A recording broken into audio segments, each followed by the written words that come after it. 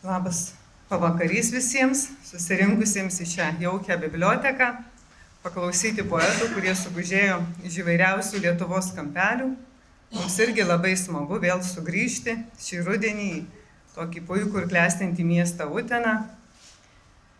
Tokių stočių pristatymą kartu su manimi moderuoja puikus poetas, įžvalgus kritikas ir atidus skaitytojas Tomas Vyšniauskas. Sveiki visi, aš testuoju, ar galiorka girdi. Nes aš kaip suvalkietis aukštaičiam bandau elektrą sutaupyti ir kalbėti be mikrofono, o iš tikrųjų tai bijau be nuo kameros. Ir galvoju, kad jei be mikrofono kalbėsiu, tai gal nepapulsiu į kadrą. Benas purto galvą, sako, kaip tik papulsi.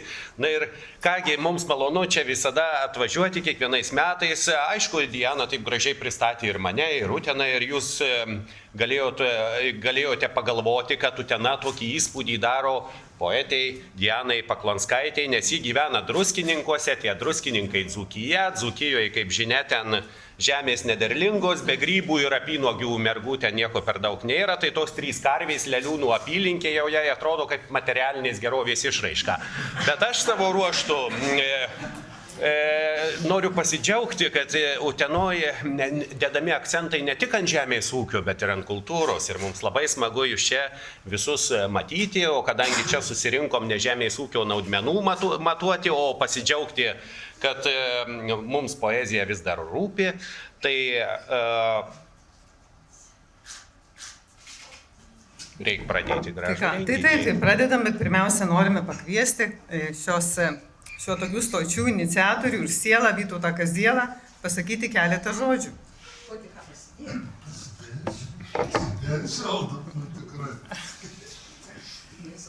Gerai, vakar sėdėdama šalia turiu moteris, tai jos man pakreips ten, kur reikia. Aš tai labai trumpai, nekalbėsiu nei apie almanachą. Man labai smagu jūs matyti, per 14 metų šitą tradiciją iš tikrųjų įsitvirtino. Almanache autoriai keičiasi, bet almanachas išlieka. Ir šitas toksai vėlyvas ruduo tam tokiam mūsų įsiblaškusiam po visą Lietuvą susitikimui, pabuvimui kartu. Ir labai smagu, kad šita mūsų tradicija ir toliau tęsiasi ir turi tikrai didelį palaikymą. Taigi gero jums visiems vakaro.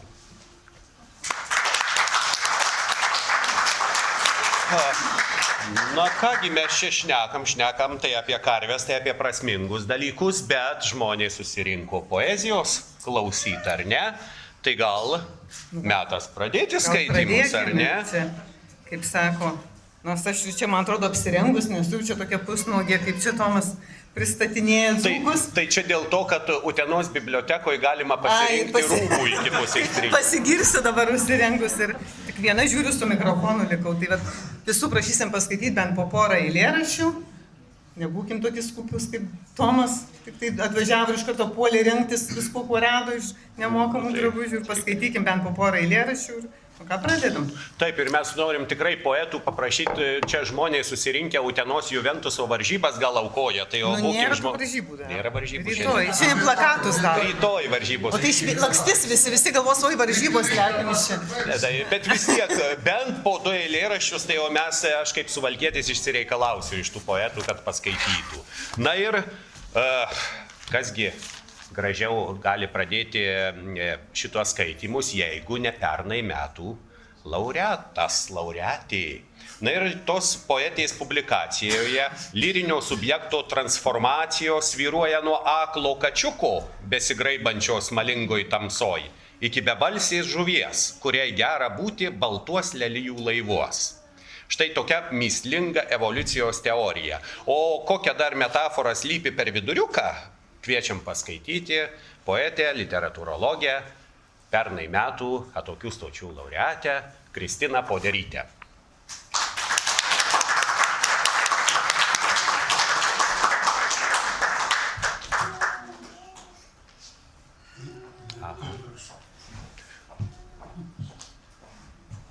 į viršų. Nu, nieks mikrofoną. Mikrofoną, gal jeigu nori Kristina. Dabar jau gerai. Gerai. Pagal Kazielą. Pakartosim. Pernai metų laba diena. Pagal Kazielą 2.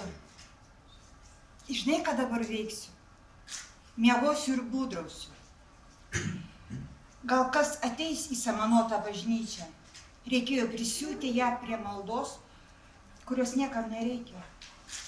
Nebent man. Nes aš esu dangaus žuvis. Gyvenu skaidraus ežero viršukalnėje ir iš čia toli matyti. Smagu patylėti ant lietaus tilto su išgalvota moterim, laukti gegutės verdikto, Dievo piršto arba kumščio, bet nei vieną, nei trečią neskuba.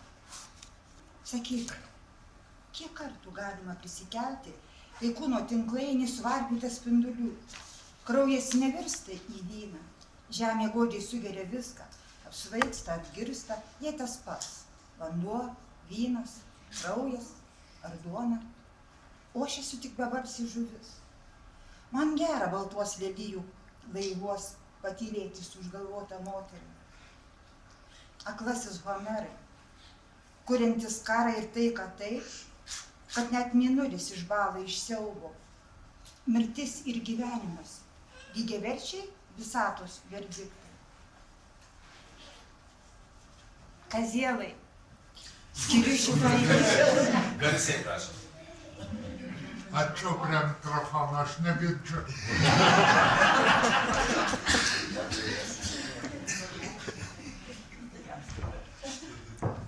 Anapus rojui mes dar miegam nuogi, tave gundo žaltys, nusileisti ant žemės, pažinti moterį, žadinu tave pirštų galiukais, lytėjimu gydau, aukodama šilumą, kojas mazgoju tavasias, kvepiančiais aliejais trinu, nušluostau, nelyg Marija Magdalietė, jai savo plaukais ir tikiu, kad pabusi iš mirtino sapno. Ačiū.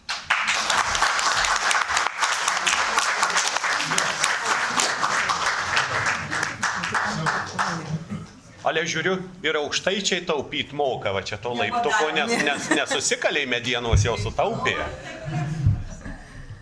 Taip, dabar noriu pakviesti poetą, galima sakyti mano kaimyną iš Dzūkijos, kad jis papasakotų mum apie nedzingę ir visus nedzingusius, kurių paslaptį saugo vienkiemio tyloj berėbiai. Prie mikrofono kviečiame Česlovą Skardžinską. Nedzingai šį kas nepasakos. Liks paslapty. Arba ilgas pasakojimas būtų kaip čia. Tai gal kitą kartą. Rugsėjai per akis kaitros, nebereikšmi žodžiai, lyg siūla į adatą įsiveri, ne vienas trenktas numiršti, apsisročiauja parke žvirbliai ir pešasi dėl trupinio, kaip žmonės, atskiruma dažnesnis tarpsnis, diena ir stiklas trūkinėja, ne kryžius, nepaprasta ir laimė nišnikų nelaukti.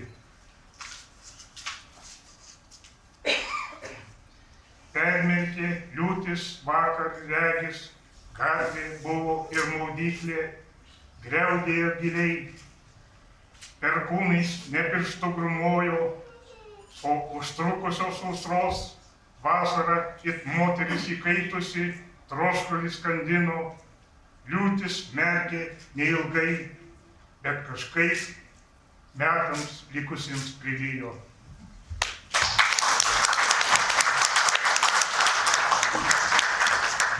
Čia vis dėlto pasiimu mikrofoną, nes reikės kalbėti užsienio kalbą dabar, nes man visada labai smagu pristatinėti šią poetę.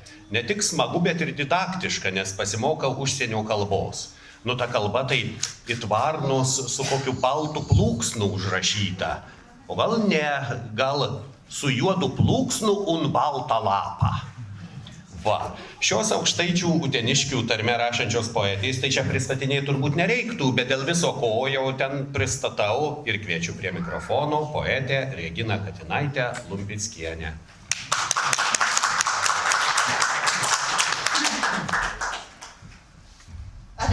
gražiai Tomas metai iš metų mokas aukštaitiškai.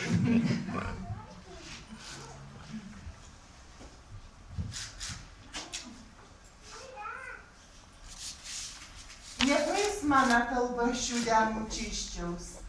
Ar neišimsiu žodžių į savo mirusias mačiutės dainas.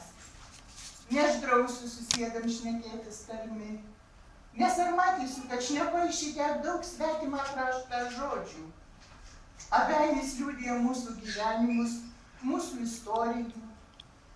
Neskaitysiu niekam pamokslų, kas gerai, o kas nevalgė. Tik džiaugsiuos kaip vaikas, kad mūsų senoji kalba gyva, kad pultelis ją žodžių nutupia mano eilėraščiuos. Jeigu išbraukys juos, kad ar sudegins vietą teisėjai, gal eis bent žodis, a gal visas lapas, ar kur asimetus knyga. Žodžiaigi kaip žala ir pratmenį kalas. Nors dar vienu iš būsimas knygas. Mes gyvenam praėjusią Umžiaus palėtėj, laisvėm viltį kaip alijošių, kad žiedų sukraut. Buvam tie, kad viena tikėjo, žodžiais, meilė ir dūšių žmogaus. Reikia keistis, mums sakė, mėginam, viskų darėm, kad laikų pasvyt. Nežinau, ar mus anas prigava, ar mes patys nusvėlinam skrist.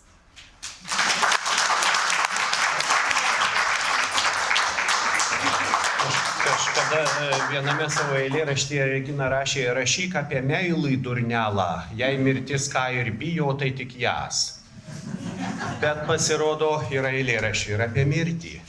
Ir reikia ir ją aprašyti. Ir skaitydamas vieną publikaciją pagalvojau, kodėlgi tos laukinės moterys eina prie upės skalbti savo apdarų. Arba liūtis išskalbia kankorėžius, ar nelengviau būtų atsukti kraną ir ten jau kriauklėje kažkaip išsiskalbti viską. Pasirodo, tai gali būti pavojinga, mat, cituoju, girdėjau kalbant, kad pilna srovė iš čiaupo atsuko kraną. Karą atsuko iš čiaupo. Tai va, šitai prašė poetė Marija Šimaitytė savo publikacijoje. Tai jeigu ji yra šiandieną čia, tai mes ją ir pakviesime paskaityti.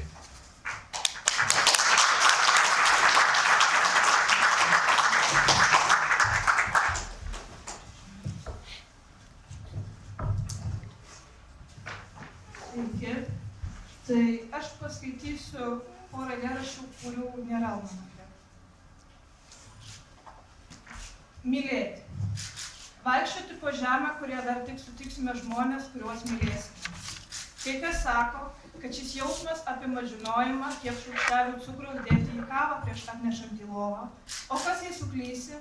O kas jei išvis tavo patalo seniai nelietė įkaitęs kūnas ir esi įsimylėjęs savo katę? Nusprendai laikyti savęs apsaugojimo celibato, nes taip pat yra visos saviugdos knygos. Psichologai, psichoterapeutai, Indijos religiniai tekstai, asmeniniai augimo treneriai ar kaučingo guru. Visi vienbalsių rėkia. Geriau išsiplėšk vidurius, bet nedalink savęs kitiems, iki kol tavo pačio puodelis nebus liūdnai pilnas. Kaip galiu save mylėti? Absurdas.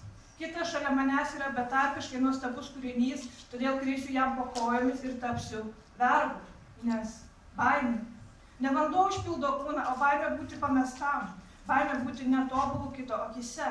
Bet kas gali būti beprotiškiau, nei būti pamestam paties savęs? Kas gali būti beprotiškiau, jei matydamas savo atvaizdą nusivalai šlapius skruostus, įdant to juos padabintų šypseną? Mylėti. Sirgti psichinę ligą, kuri atneša susižavėjimo savimi jausmą. Mylėti. Paklausti savęs, kaip tu šiandien laikaisi. Mylėti. Nerimoti prie Messenger programėlės, belaukiant atsakymo, tu man patinki. Mylėti. Nedalinti savęs įsivaizduojant, kad esi tik pusė obuolio skiltelis, nes tu esi nedalomas, tu esi pilnas, sveikas obuolys su savo iškilimais ir raukšlelėmis, kurios yra pačios tobuliausios. Mylėti. Priimti komplimentus atvira širdimi, nes niekas tau nelinki blogo. Patikėti, specialiai žmonės kenkia tik patys savo. Mylėti. Dievinti, ant rankų nešioti, sako lietuvių kalbos žodynas. Mylėti. Neplakti savęs už klaidas, nes tai padarys kiti, net nebejok tuo. Mylėti. Parašyti meilės laišką savo ir įmetus į pašto dėžutę netikėtai rasti, nes tik tu turi būti didžiausias savo gerbėjas. Mylėti. Dalintis jau sklidinų puodelių jausmų, žinant, kad jis neištuštės. Mylėti. Pasakyti savo ačiū, kad esi. Mylėti. Žinoti, kad žemėje dar net negimė žmonės, kuriuos mylėsime.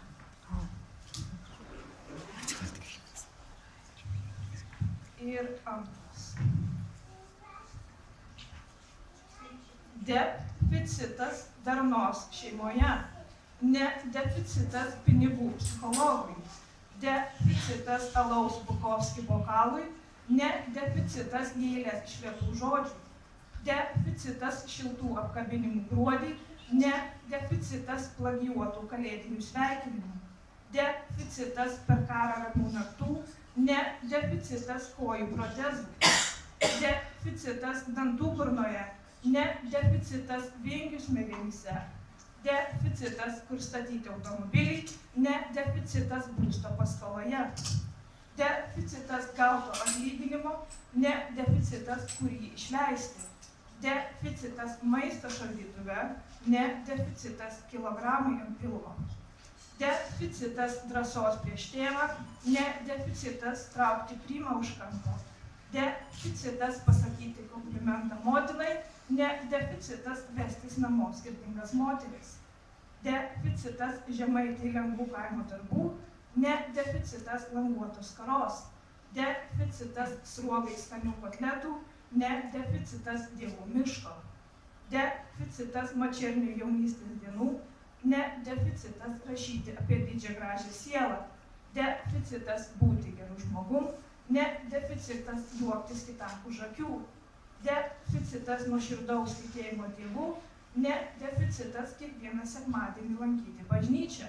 Deficitas vertybinio stuburo. Ne deficitas kelti kitus soctinkluose. Deficitas eurų kišenėje. Ne deficitas žmonių, kurie pagelbės. Deficitas stogo virš galvos. Ne deficitas autobuso stotelės suoliuko. Deficitas gebėti atsiprašyti. Ne deficitas gebėti atleisti. Deficitas dėkojimo viešpačiui. Ne deficitas duonos ant stalo. Ačiū. Aš tik noriu pasidžiaugti, kaip mes gerai privaražijom, nes vis dėlto Marija mums apie meilę paskaitė ir reikia tikėtis, kad deficitas tų kojų procesų gali likti, bet meilės, kad būtų ne deficitas visiems. Taip, variu. Ką? Išmušiau iš vietos. Jo, išmušiai labai, man tą poeziją išmušiai, labai pradėjau daug galvoti, taip giliai. Taip, dabar kitas poetas, tai vat, pristatyti jo beveik ir nereikia, nes jis pats moka prisistatyti savo eilėraščiais. Štai kad ir taip. Jaučiuosi galimai raguotesnis už briedį, nesvarbu, kad turiu paukščio pravardę. Taigi dabar pakviesime poetą sparnuotą pavardę Viktorą Gulbiną.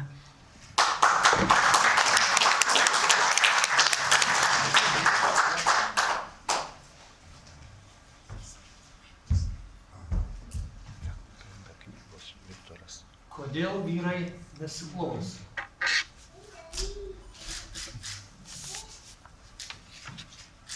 Šalia artėja naktis, o jie sėdi prie židinio. Dviese. Ji žino, yra mylima, tačiau tas jos nejaudina. O tas kitas seniai nebemylimas, netgi nekenčiamas. Tačiau jis to nenori žinoti.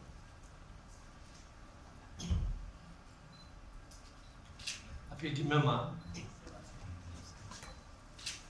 Gal jau buvo, gal dar bus, o gal išnyko tavo varganas gyvenimas šioj žemėje. Gal praėjo, sudulėjo, gal dar liko tavo pėdos virš negimusio tavęs.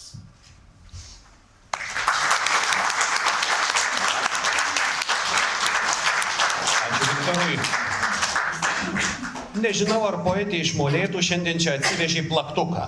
Na, su bibliotekos taktomis tai viskas tvarkoj. Biblioteka moderni, neseniai renovuota, statyta, gražiai atrodo, bet mano buferio apatinė juosta šiek tiek atsiveipusi, o štai poetė rašo, kad sukala tekstą taip pat kietai, kaip senelis tėvas tvarkydavo pairusias taktą. Žodžiu, jeigu neturi plaktuko, tai paprašysime Virginijos Švarėlaitės vieno kito eilėraščio.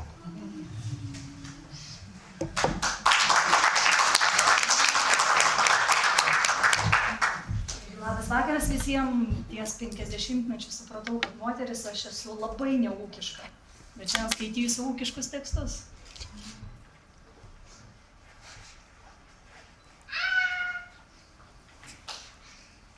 Tai va tą patį pirmąjį. Sukalu tekstą taip pat kietai. Kaip senelis tėvas tvarkydavo pairusias taktą. Gal ir visą pasaulio tvarką. Rūpė vinimi, paskui atliegusių veidų stebėjo atšilimą. Tas pats dabar. O ir paskui nebus kitaip. Žodžiai vis labiau nelygus, sunkiau įkalt. Pairusiam pasauliui nerūpi glotnios teorijos. Žiūriu užvertus galvą. Vienam debesy metai susikaupia. Ašaros tuoj pratrūks. Mano žodžiais jų ištvertas gyvenimas.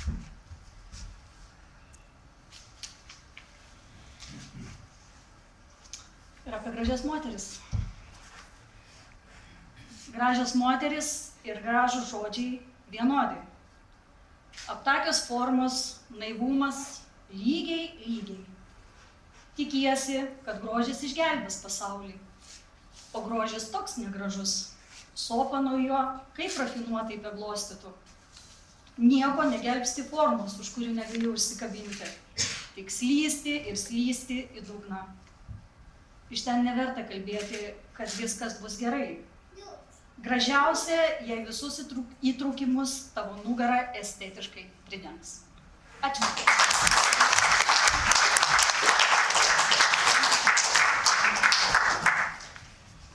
Jeigu atsimenate, sename animacinėme filmuke katinas vaikščiojo sau vienas. Kur norėjo, ten ir ėjo. Mums smagu, kad užsinorėjo ir jie tokių stočių pristatymą atėjo poetas Alvydas Katinas. Kviečiame.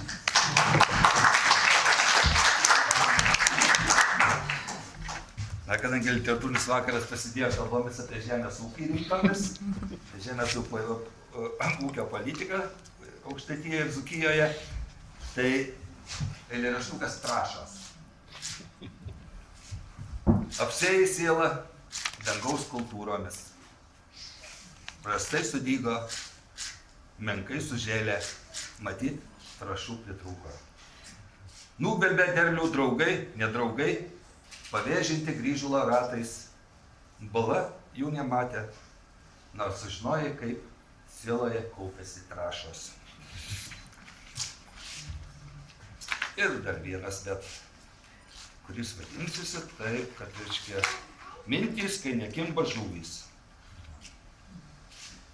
Jeigu iš viso šį tokį turiu. Taip. Kieno šitie pėdsakai nuo vieno kranto iki kito. Ir kodėl už ežero jie tęsiasi danguje.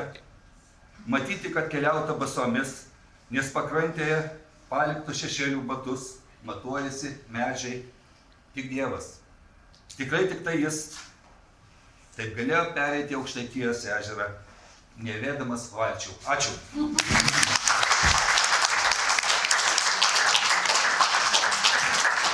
Na, sako, svarbiausiai skaitytojų eilėraščio atskirti, kur yra autorius, o kur lyrinis subjektas. Nežinau, ar čia reikia atskirti, nes viena poetė publikacijoje eilėraščio Aš norėtų sėdėti ir gerti raudoną vyną ir gerti ilgai valandų valandas. Dar tas lyrinis subjektas žino, kur tėtė slėpė degtinės raugą. Ir aš pagalvojau, kad čia ne Maironio, Nėries ar Putino biografijas rakinėti. Va, ką reiškia, kai eilėraščio atsiveria poetė, prozininkė, muziejininkė Aldona Ruseckaitė.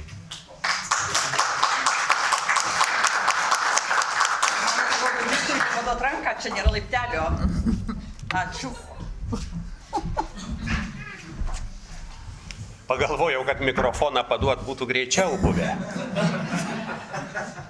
Labą dieną. Aš šiandieną važiuodama buvau šiek tiek nusiminusi, kadangi mūsų atvežė Tomas ir jisai prieš keletą dienų įspėjo, kad bus daug automobilio žmonių ir prašau nesirengti suknelės, kuri glamžosi. Ir išties į tokią šventę važiavam, tai norėjusi šilkos suknelės, plačios ir rauktos, bet kadangi taip kodas buvo toks automobilyje, tai teko taip varengtis. Bet aš toliaregiškai žinojau, kad nebus laiptelio. Tai čia irgi, aš gal iš knygelės paskaitysiu, čia šiemet išėjau, nežinau ar pataikysiu. Aš dėkuoju, kad mane Vytautas pakviečia į tokias stotis, man patinka almanache būti, tai tikrai labai ačiū.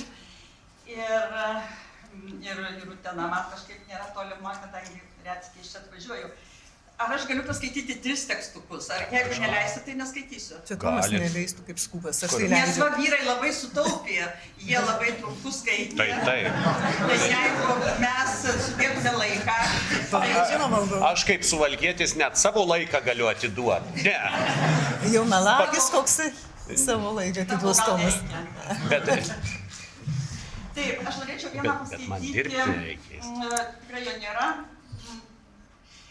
Aš čia parašiau tekstų keletą skirtų savo motinai, prisimindama tą laiką vaikystės ir vyresnių metų, kai jinai buvo tiesiog gamtos dalis, labai bendravo, kai viena gyveno, tai jos pasaulis buvo visa tai, kas kaime yra, su visko šnekėjosi ir tiesiog mėgo garsiai šnekėti su visa gyvūnyje, kuri yra aplink ją. Tai aš vieną noriu ir paskaityti. Tai labas rytas, matau lietaus nebus, keliaukite laukan, vištelis, saulė šviečia. Pabėriau grūdų, kas čia dabar gaidy, kodėl kapojasi, matai kokia graži diena, tuojau tavo dedeklė stūpsis į lizdus kiaušinių dėti. Ir kas tau nepatinka, gi užgiedojai kaip koks valdininkas, kaip bajoras, ir tu raibutė tokia pikta. Perėti nori, gerai, padėsiu lizdan kiaušinių, galėsi sėstis, tik perėk rimtai, neužsimiršk, paskui nekvanklinėk po kiemą, kad nereikėtų po kuodų kišti, dabar tave įspėjo. Gerai, bajorė, veskis jas šalin, to jau ateis čia antys ir žąsis ir kleketavimas jau bus kitoks ir elgesys. Margi, tavęs betrūko, negainiok žąsino, matai jog žnybę, neginsiu aš tavęs. Nelauk, kaimynai dar išgirs, jog pykstaties. Visi juk čia savi, juk svetimų nėra. Bus man tik sarmata, kai riejasi šeimyną. Na, tai rytinis paukščių.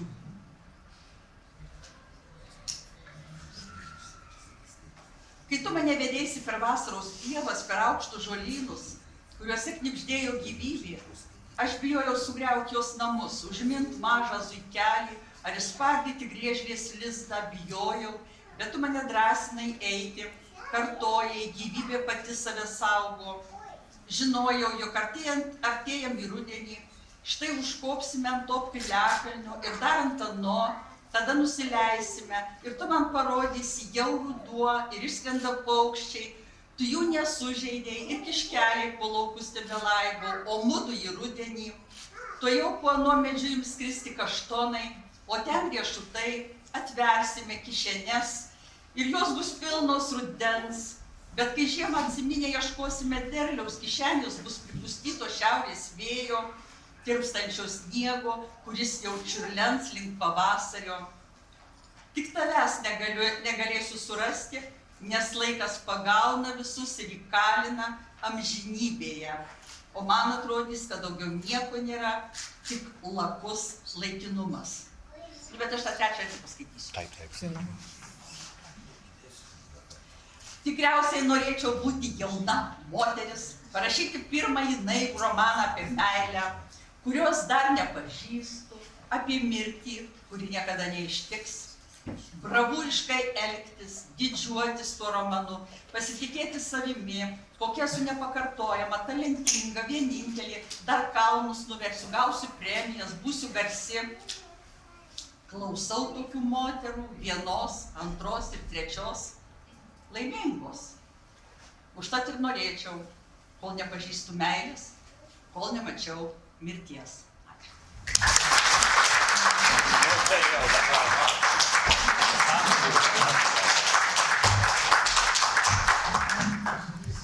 Vienas poetas savo publikacijoje rašo, kad bėgant metams daugėja skruzdžių, ropinėjančių kūnų. Gal dėl to su kiekviena diena veidrodis praryja dalelę to kūno.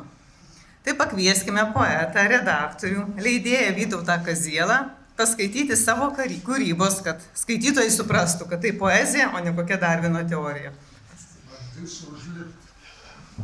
Ranką duoti irgi Vytautui.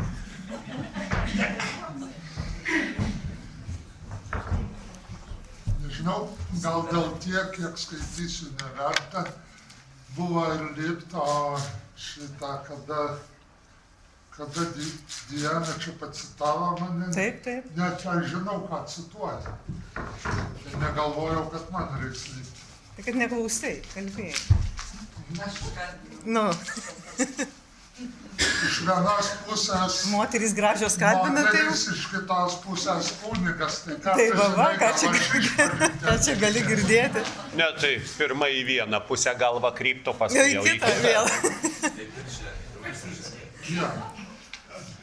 Visiems mums reikia švelnumo.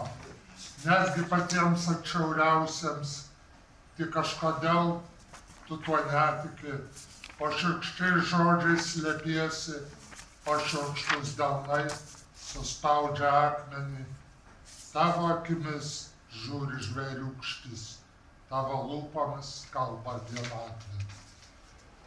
Juk kada nors aš būsiu vien tik aidas, aidas, aidas, lyg kamuoliukas pasišokinėdamas, nubėgantis tolyn, bet vis silpniau, žemiau, kraujuoja tarpai tarp to, kas buvo, bus ir nebeliks.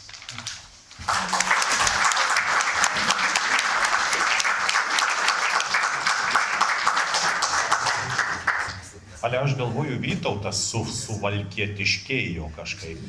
Kai kalbėjom telefonu, tai tik paprašy, kad visi po du skaitytų, po du visiems, kad skaitytų. O čia du buvo? A, tai tada atsiprašau. Atsiprašau, tada jau čia tikrai stebuklai vyksta ir aš žinojau, kad Utenos apylinkės stebuklingos, bet kad iš... Su užlipimu ir nulipimu net 4. Bet Utenos apylinkėse yra ir geresnių atletų. Žinojau, kad jos stebuklingos, bet kad iš Eketės iššoktų Jėzus ir bėgiotų po Aukštaitiją, tai jau dyvų dyvai. Ar tikrai tokie monai vyksta Vyžuonų bažnyčioje, mes pakviesime paliudyti šio eilėraščio autorę, poetę Rūtą Vyžintaitę Lajienę. Galvoju, gerai, kad vėliau dar ir dvasininkai skaitys, tai gal kaip nors susidorosiu. Apie tą Jėzų dabar jau suintrigavo, turbūt, nes sveiki. Ar ne? Taip. Tada aš neties pabandysiu, nes netliko. Vyžuonų bažnyčioje vakaro mišios, iššoka Jėzus. Ne, Aš galiu duoti almanachą. Gerai, pamirškit dabar.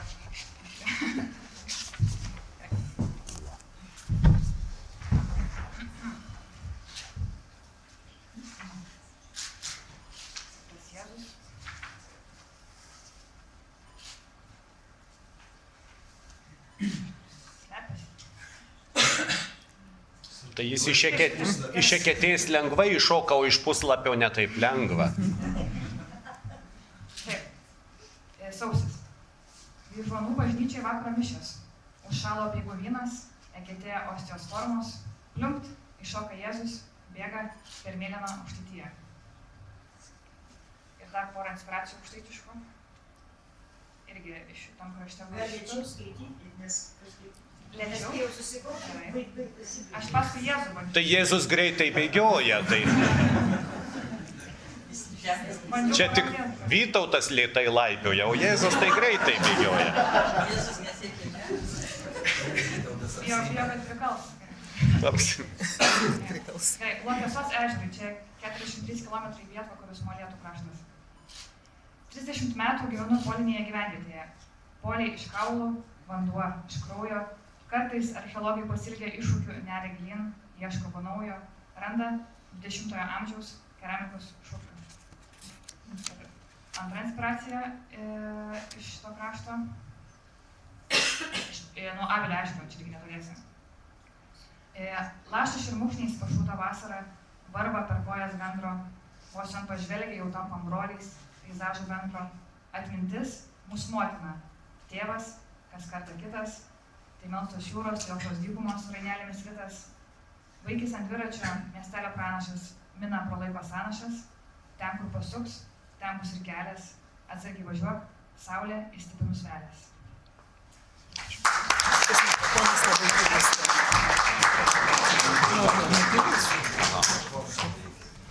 Ten labai tylus tas mikrofonas, ar tik man taip atrodo. Jis neveikia, tai čia tik imitacija tokia, ne? Aš čia užkreičiau, tai aukštai čia jau dabar ir elektrą taupo. Žiūrėkite, tegul įjungia mikrofoną, eisim iš naujo skaityti. Nu, visi. Taip. Ką man tai veikia, aš galiu toliau, ne dar. Taip. Tai vat dabar jau čia po to eilėraščio labai čia vėl toks tinkamas poetas, nes ar mūsų Dainius Maironis buvo teisus, mokindamas jaunuosius kunigėlius nevažinėti dviračiais, nes nepadoru, nekirkinti mergų pakrūmėse ir sutanos netūkie nenusivilkti. Kasgi žino geriau, jei ne eilėraščių autorius, kunigas ir poetas Justas Jasėnas.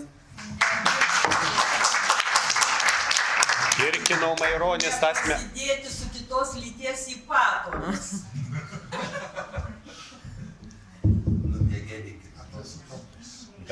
Žino, toks nervas, toks nepatogumas. Dėl to eilėraščio nesuku galvos ir dėl jūsų taip pat nesuku galvos. Bet suku galvą dėl Aldonos Ruseckaitės. Ilgametė Maironio gaspadinė, o žinot, gaspadinėm atsargiai.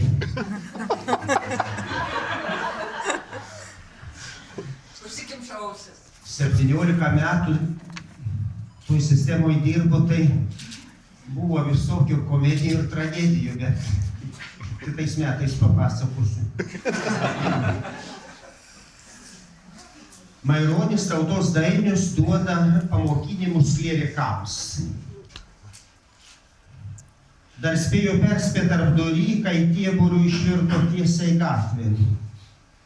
Vakacijas kelniai praleiskit sodžiui.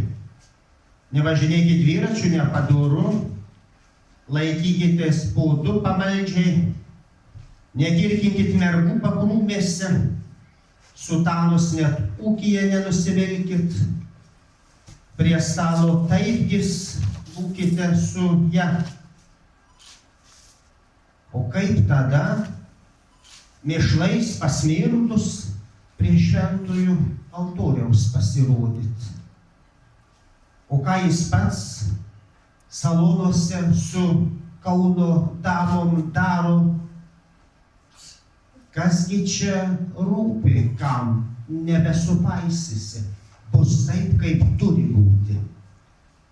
Neužtrenksi upės bėgimo Maironį.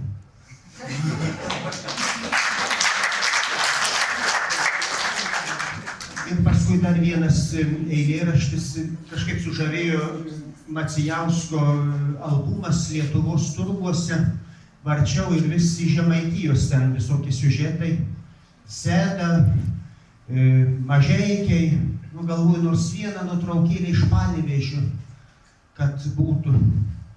Tikrai radau, 75 metai, turgus Panevėžy, spūdinga nuotrauka, tai aš pratęsiau likimą. Nufotografuotas toks vyras, drūtas toks bajavas per visą kadrą, 75 metai, laiko pilna sauja rublių, reiškia, uždirbo ten šeštadienį ir sekmadienį skaičiuoja, išėpęs toksai. Žodžiu, ir aš pratęsiau laimingai ten baigėsi viskas jam. Putlus delnas rublių pilniausias, išpardavė ir menkniekius lengvai iškišo, kelias kvailas vištas apstatė, nekudakavo nė viena, visai nejuto apgavystės mūnų, tad džiūgauja senis. Blizga priekinis dantis auksinis iš tolo, kiti tai išpūdę. Skaičiuoja pajamas senis, saujoj trūksta kapeikų 2. Nervingai išverčia visas kišenes, atsargiai klyną paliečia, bet tos smulkios gyvatės užstrigo tenai, nebėr ir apsiniaukia veidas, aukštybei sugirgžda varteliai, karšta mat buvo, širdies smūgis pakirto, vietoj susmuko nepakilo, rubliai linksmi į pašalius žyro. Dabar ilgu man ant svieto tų 2 kapeikų.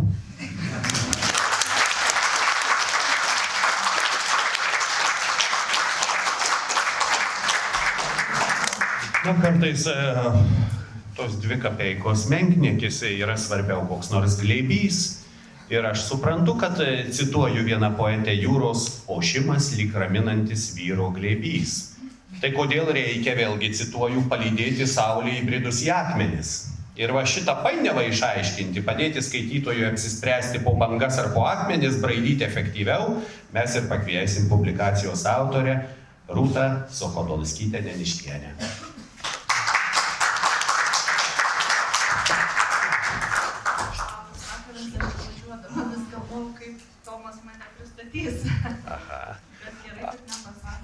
Aš priėmiau kyšius iš anksto, bet net važiavai per anksčiau. Tai... Pažiūrėkit, vėl neveikia. Dar ne vakaras. Nežinau, ką daryti. Skaityt garsiai. Mes gal suvalkietiškai taupai tada, elektrą taupydam ir trumpus eilėraščius.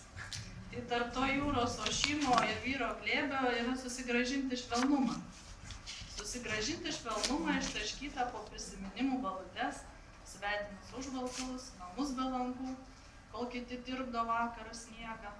Santaka uždaro vartus, norėčiau atsiskirti širmą, pasislėpti nuo žodžių supjaustytų, glostyti medžių odą, pakanka jėgos.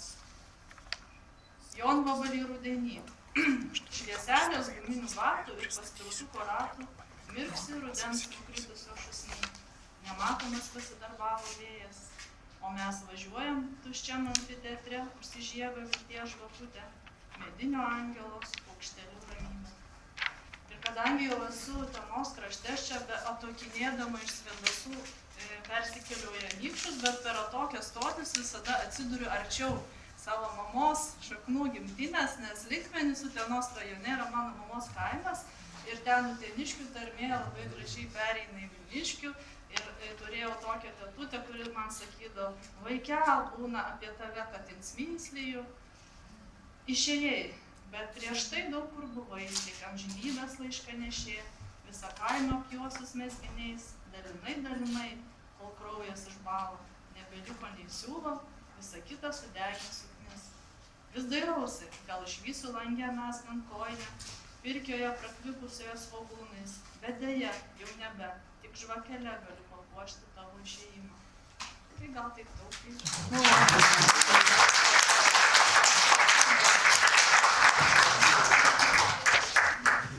Dauguma normalių žmonių tai tyloj atsipalaiduoja, klauso kaip kokios ten smilgos vėjerį šiurena ir su vėlėm pasišneka. Bet pasirodo yra poetų, kurie, jūs tik paklausykite, kuriems tyka rėkia garsiau nei rūdimis apnikta kanopa. Ir taip elegantiškai įsitempia, kad net gyslas sprogsta. Tai ir man jų atsakavo, kokių ten dar dyvų galime išgirsti tyloje. Kviečiame Tomą Vyšniauską. Prie neveikiančio mikrofono, ar ne? Taip.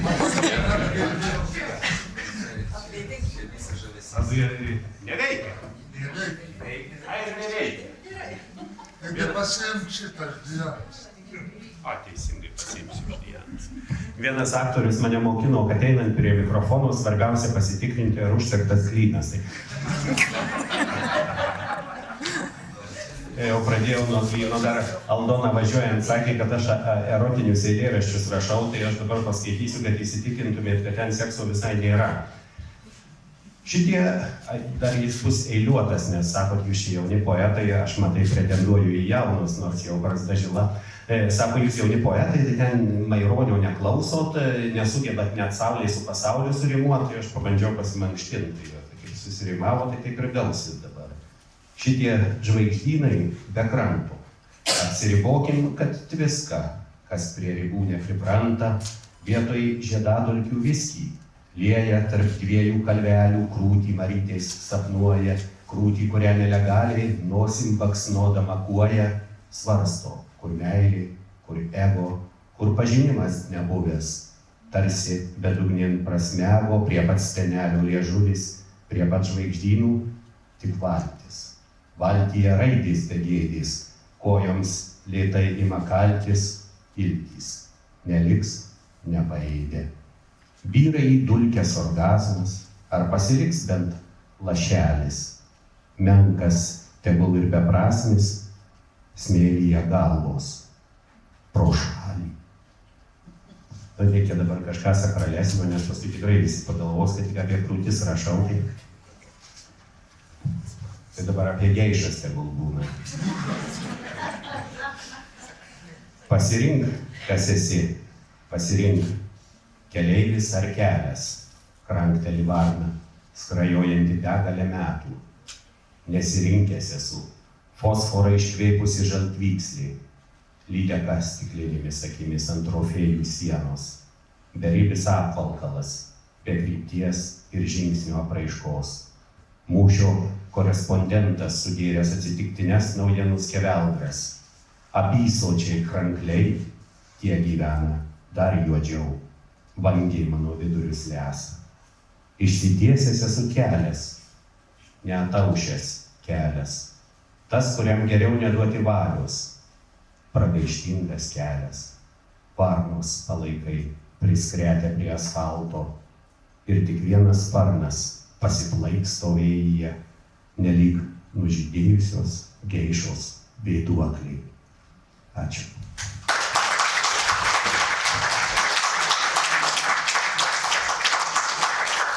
Tai aš dabar galvoju, kad man čia nusibodo stovėti, reikia kažkam iškišti tą vietą prie mikrofono. O vienai poetė iš Druskininkų vis kažkas negerai, tai jai lakštingalo Airijoje nėra, tai gėlės jai kaip šunys, o kiek skruzdėlių pakeliu į darbą sumindė, tai net neskaičiavo. Ir dabar prie mikrofono skruzdėlių nesimato, tai gal gamta nenukentės, skaitant poetė iš Druskininkų Dianai Paklonskaitei. Kaip čia Tomai pasakė, taigi vat ką tik tais klausėm, kad kai skruzdės ropinėja poetų kūnais, kas atsitinka. Tai aš ir mindau, kad neropinėtų, kad kitais metais vėl čia atvažiuotum ir būtume puikiame vakare. Ai, tai Diana Kazielos odą saugo. Taip, aš va kaip tikra zūtė paskaitysiu dvigubai daugiau, ne 2 eilėraščius, o net 4. Vakarykštis krusanas, kurorto kepyklėlėje baigėsi sezonas. Kaštonai bumsti į asfaltą, nespėjau atsivalgyti alyvinių obuolių. Lapų putėjai praskleidžia vasaros kraštuką, tikri begėdžiai.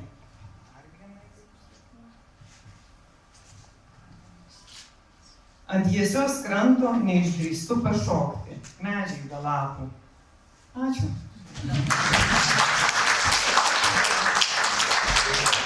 Diana, aš teisingai matau, kad tu čia kainą užsilipinus. Ne, aš pasėmiau iš ten. Aš galvoju, o žiūrėk, dar čia biznį darys dabar. Taip reklamuoju jo. Na, biznis, bet mes priartėjom prie iškilmingiausio vakaro momento. Almanacho pristatymo metu kiekvienais metais yra teikiama tradicinė Atokių stočių premija. Ir laureatą paskelbti ir premiją įteikti pakviesime Atokių stočių puoselėtoją Vytautą Kazielą ir savivaldybės atstovą puikų, nežinau, labai gražias moteris, ir savivaldybės taip kviečiame. Tai laba diena visiems. Iš tikrųjų labai malonu šiandien Utenoje matyti tiek daug kūrybingų žmonių. Ir prisipažinsiu, kad besiruošdama dalyvauti komisijoje, kuri išrinko autorių nugalėtoją, turėjau labai malonų laiką, kadangi turėjau perskaityti ir susipažinti su visais kūriniais. Tai ačiū Jums už tai pirmiausia. Ir dabar tikrai su malonumu noriu įvykdyti man pavestą mero pareigą ir Utenos rajono savivaldybės mero vardu įteikti Česlovui Skaržinskui literatūrinės premijos laureatui už išskirtiniausią publikaciją Almanache Atokios stotys.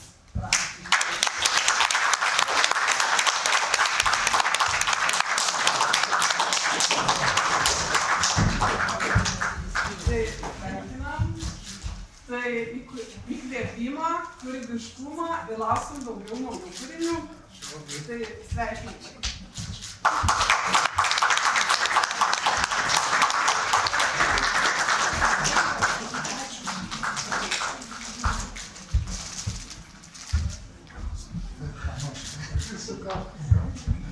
Esu labai sujaudintas, kaip tautas.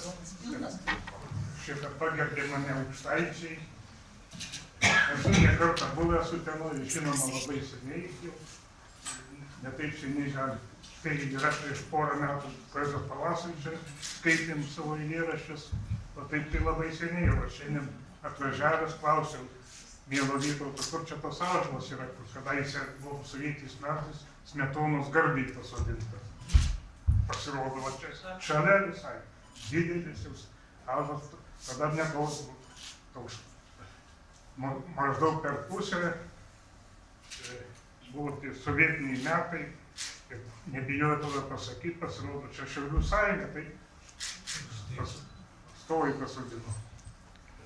Šiaip labai kraštas, daug turėjau bičiulių studijų metais iš Utenos krašto. Ne taip seniai, jau nepriklausomybės pirmaisiais metais važinėjau į kaimo gražios turizmo sodybas šiame rajone. Labai didžiulį įspūdį padarė.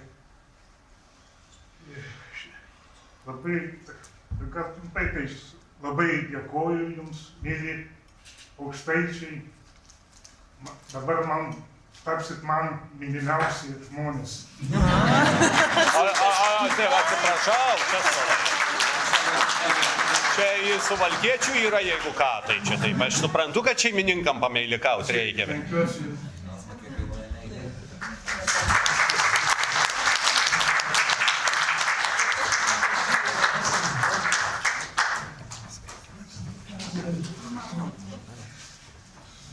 Nuoširdžiausiai sveikiname laureatą ir taip pat savo ruožtu mes labai norime padėkoti organizatoriams ir rėmėjams, be kurių nebūtų šios šventės. Tai pirmiausia, Utenos rajono savivaldybei, Utenos kredito unijai, šių namų šeimininkams Viešai bibliotekai ir kūrybos klubui Cinkas. Jeigu ko nepaminėjau, atsiprašau, ačiū labai visiems. Kaip sakom? Tai aišku, kad čia mikrofonų reikia.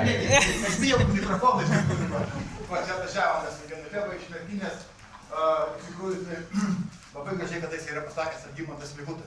Amžinatilsį šienos atminties, kai jis gavo vyriausybės premiją, tarp daugelio prasmingų gražių minčių, jis pasakė, niekas taip neskatina kūrybos, kaip premijos ir honoraras. Ale o Žemaitis koks pusiau suvalkietiškas buvo, ar ne, Algimantas amžinatilsį? Va, tai iš tikrųjų, tai atvažiavom paskaitinti iš Merkinės, iš istorinės Dainavos krašto sostinės mūsų mielą Česlovą Skaržinskį, su labai gražiu aukštaitišku apdovanojimu. Aš nuoširdžiai tikiu, kad jisai aukštaičius labai mylės, bet patikėkite manim, Dzūkijos jisai neišsižadės niekada. Va, iš tikrųjų, jeigu galima kalbėti be galo apie kraštą daug, bet taip pat beklausant tų gražių labai eilėraščių, netyčia tokia šovė, kad nesąmoninga mintis. Bet kas mes ir iš kur? Tai iš visų šitų dienų, tai tik raidė suklupusi prie kelio, kurį paglostit galvą poetui einančiam pro šalį. Sveikinu ir beklausančių. Labai ačiū visiems.